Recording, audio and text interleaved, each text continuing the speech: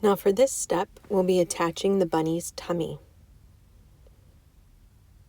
So we'll take the white tummy and place it on the right side of the body front. You can see the back side has knots and it looks a bit messier. The right side or front side looks neater. So you place the tummy inside of the guideline, just line it up.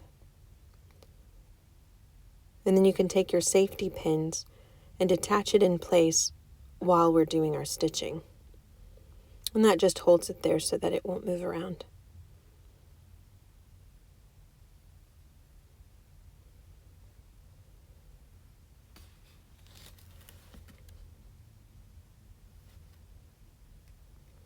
And once we have it attached together with the safety pins, we're going to use a running stitch to stitch the body front and the tummy together.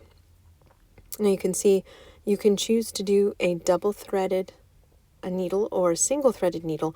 I've done the single here, so there's a little tail. We're going to choose a place to begin. And you'll want to pull all the way through so that that knot is just bump up against the back of the fabric there. You want to put your knot on the wrong side or back side of your work. We're always trying to hide our knots or bury our knots. And if you start from the back where the knot is in the back, then you won't see it in the finished work. So now we just continue going along with a running stitch along the outer edge of the tummy to attach the tummy and the body front together.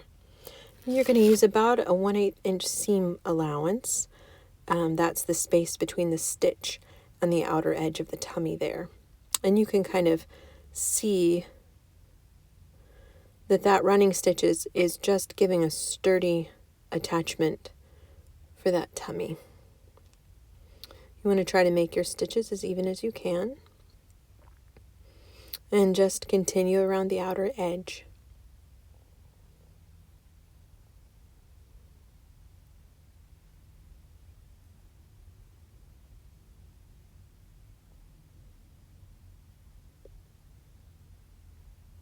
The advantage of the single-threaded needle is that if you're a beginner or if you're working with a child, it doesn't tend to get tangled up as easily as the double-threaded, I find.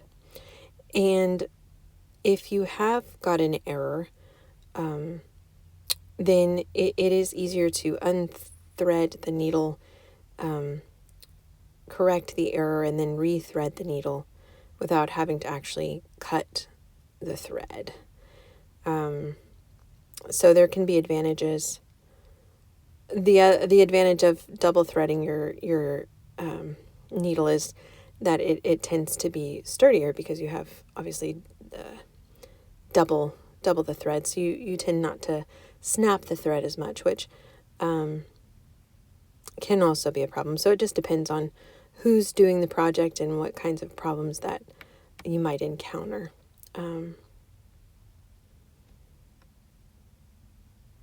Young kids sometimes want to pull the thread really hard, and that can sometimes snap the thread if you've got a single-threaded needle. But I'll just continue all along the outer edge with my running stitch, and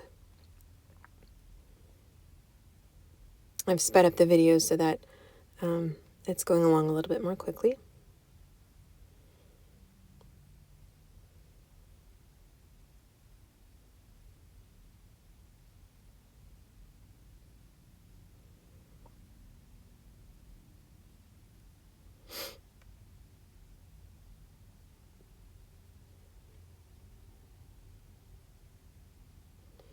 And we'll go all the way around the outer edge of the tummy. This should make a really sturdy attachment between the two pieces of fabric. And a good opportunity to practice that running stitch.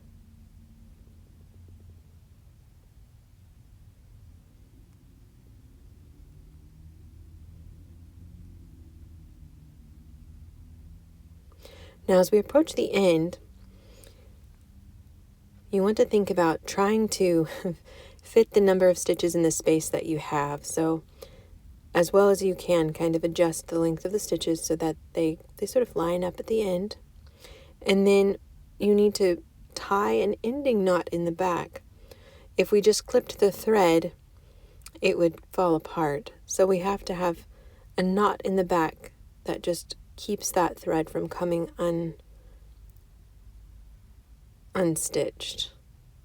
You can see I've put the needle in just to pick up a little bit of the back of the fabric. Doesn't go all the way through. And I've left a loop. I'm going to put my needle through that loop once and twice. And then I'll pull it tight so that it's touching the fabric. And then sometimes I like to just push the thread back through if I have a place where I can hide it. Pull it out, snip it off, and then you have a neat finish. What you don't want to do is you don't want to snip the thread right next to the knot, because that knot will come undone if you do. You want to leave at least 1/4 of an inch of a tail.